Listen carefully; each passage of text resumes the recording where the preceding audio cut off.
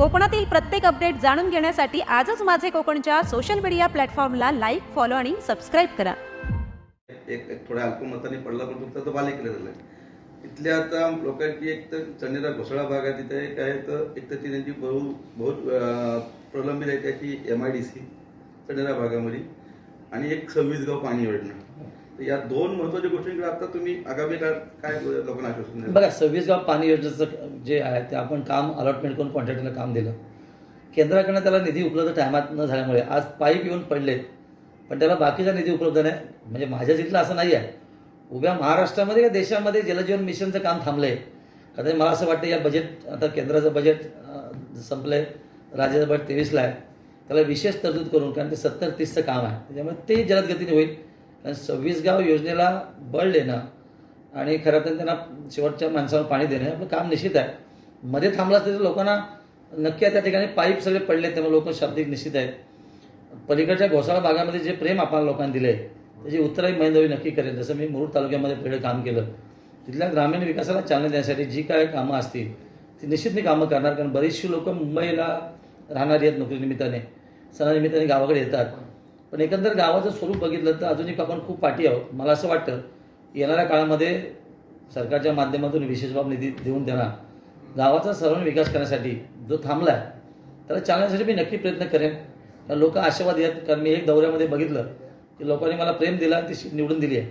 तेव्हा दायित्व आहे की लोकांना देणं, त्या दृष्टिकोनातून मी नक्की प्रामाणिक काम करेन आणि येणाऱ्या काळामध्ये त्याची सेवा नक्की करेन. रोजगाराच्या संदर्भात बंद पडत काही कंपन्या शिफ्ट होत आहेत, तर असं काय नवीन कंपन्या तिथं कशा आणता येतील असा प्रयत्न? आमचे शिवसेना नेते, महाराष्ट्र राज्याचे उद्योगमंत्री उदय साहेब आमचे उद्योगमंत्री आहेत. आम्ही सगळ्यांनी त्यांना प्रस्तावित केलं आहे की रोहा MIDCकडं विशेष बाब लक्ष देऊन ज्या कंपन्या बंद पडतात किंवा स्थळं देताना थांबवलं पाहिजे. कारण शेवटी रोजगार निर्मितीचा तो भाग आहे. विशेषतः माझ्या भागामध्ये म्हणजे इकडल्या रामराज पट्ट्यामध्ये काही केमिकल इंडस्ट्री येऊ शकते का, कारण खाडीलँड पट्टा आहे. असं पलीकडच्या भागामध्ये जिथे खाडीपट्ट्यात ते केमिकल इंडस्ट्री आली पाहिजे. विशेषतः रोहा MIDCचा विस्तार व्हायला पाहिजे आणि त्यांना लागणाऱ्या सगळ्या सुविधा आहेत, पाणीपासून सगळ्या सुविधा या जर आपण उद्योगाच्या माध्यमातून निर्माण करून दिल्या तर नक्की या ठिकाणी याचा विस्तार होईल. आशा आहे की येणाऱ्या काळामध्ये पूर्ण अलिबाग तालुक्याच्या पलीकडच्या भागात म्हणजे अगदी रेवस ते हे धरमतर हा जो खाडीपट्टा, तो खाडीपट्टा, रामराचा खाडीपट्टा आणि रोह्याचा खाडीपट्टा याच्यामध्ये महाराष्ट्रातली सगळ्यात हायटेक MIDC यावी अशी माझी इच्छा आहे. कारण मध्यंतरी आलेला बर्ड पार्क इथल्या काही लोकांच्या चुकीच्या याच्यामुळे तो परत गेला आणि लोकांचा रोजगार निर्मितीचा खूप मार्ग गुंडला असं मी नक्की सांगेन. आता लोकांना रोजगार निर्मिती पाहिजे. रोजगार निर्मितीसाठी जे काय शक्य आहे तेवढं करता येईल. त्यासाठी येणाऱ्या इंडस्ट्रीला स्वागत केलं पाहिजे. त्यांना लागणाऱ्या सुविधा ज्या आहेत, पाणी लाईट असतील ते पुरवलं पाहिजे. या संदर्भात आमचे उद्योगमंत्री विशेषतः शिंदेसाहेब लक्ष देऊन याला नक्की चालना देतील आणि येणाऱ्या काही 1-2 वर्षामध्ये महाराष्ट्रातली हायटेक MIDC ही ह्या माझ्या विधानसभा मतदारसंघ किंवा रोहा भागामध्ये येईल असं मी आशावादी आहे. कारण त्याला उपयुक्त असणारं वातावरण किंवा जागा या सगळ्या गोष्टी आपल्याकडे उपलब्ध आहेत. आणि मग त्याच्यासाठी इथे जो मुरुड, रोहा, अलिबागचा जो काही जे आमचे लोक आहेत इतरच कामाला जातात रोजगार निर्मिती दिसल्यामुळे, ती लोक ह्याच ठिकाणी थांबण्यासाठी मुरुड भागात दिघी पोर्टचं आपलं काम सुरू होते. या सगळ्या ट्रायंगलमध्ये सगळ्यात मोठी हायटेक MIDC यावी यासाठी आम्ही परिपूर्ण यंत्रणा तयार केलेली आहे. मला असं वाटतं सगळेच राजकीय लोक एकत्र बसून त्याच्यामध्ये योग्य निर्णय घेतील आणि ह्या प्रश्नाविषयी सगळे एकरूप होऊन हा मार्ग नक्की सोडून देतील. हा एक महत्त्वाचा प्रश्न की पुन्हा, मुंबई, औरंगाबाद या ठिकाणी जावं लागतं विद्यार्थ्यांना व्यावसायिक अभ्यासक्रमासाठी. तर व्यावसायिक अभ्यासक्रमासाठी एखादी युनिव्हर्सिटी वगैरे आपल्या जिल्ह्यामध्ये? अलिबागला आपण आता हिरनच्या माध्यमातून या ठिकाणी एक खूप एज्युकेशन हब आपण आणतोय. पेनला IT आपण करतोय की ज्याची नितांत गरज आहे. आपली सगळेच IT लोक पुन्हा, मुंबई किंवा कॉस्मोपॉलिटन सिटीमध्ये जातात. सेंटर आहे पेन रायगडचं, त्यामुळे तिथे हब व्हावा त्या संदर्भातली आपली येत आहे. आणि अलिबागमध्ये असं आपण जसं आता मेडिकल कॉलेजची आपण उभारणी केली त्या पद्धतीने एज्युकेशन हब म्हणजे लागणारे इंजिनिअरिंग कॉलेज ह्या सगळ्या गोष्टी हिरानंदानी किंवा अनेक इथे उद्योग लोढाबीड आले त्यांच्या माध्यमातून इंडस्ट्री तयार करतोय. येणाऱ्या काळामध्ये आपल्याला दिसेल की अलिबाग एक एज्युकेशन हब तयार असेल. सीट जे आहेत ते अधिक निवडून आलेले आहेत. तुमच्या एकंदरीत तुमचा सर्व जो परफॉर्मन्स आहे हा रायगड जिल्ह्यामध्ये महेंद्र शेठ असतील, भरत शेठ असतील, तुमच्या नावाचा बोलबाला आहे. म्हणजे ह्या पूर्वी कमी होत्या, परंतु आता त्या वाढत चालल्या दिवसेंदिवस आणि बालेकिल्ल्याला तुम्ही एकदम तडा गेलेला आहे. तर यापुढे तुमची रणनीती कशी असेल? असं काय शिवसेने ताकद रायगड जिल्ह्यामध्ये सर्वाधिक जास्त निश्चित आहे.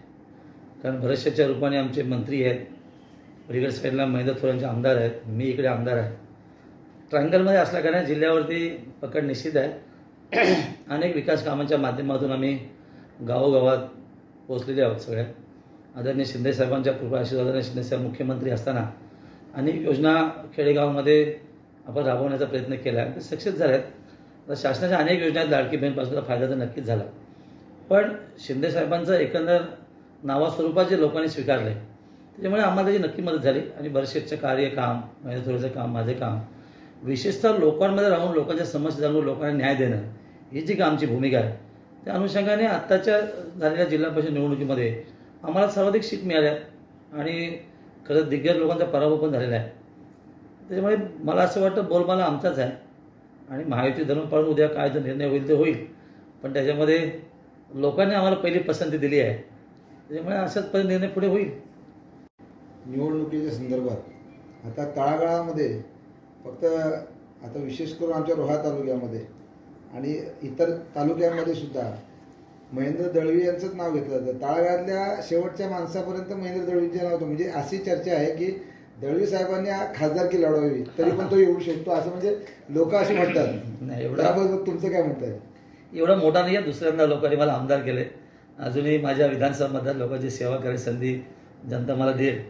पण निवडणुकीचा भाग आहे. रोह्याचा एक पार्ट माझ्याकडे असल्यामुळे जिल्हा परिषदचा केलेलं काम नशीब लावलं आहे. उद्देशची पत्नी आमची त्या ठिकाणी सदस्य म्हणून निवडून आली आणि देशमुखांची, आमच्या हेमंत देशमुखांची पत्नी त्या ठिकाणी निवडून आल्या. देशमुख असताना देशमुखांनी मला राजकीयामध्ये खूप सहकार्य केले. मी उद्देशने माझ्या पडत्या काळामध्ये साथ दिली, त्याच्या पत्नीला दिली.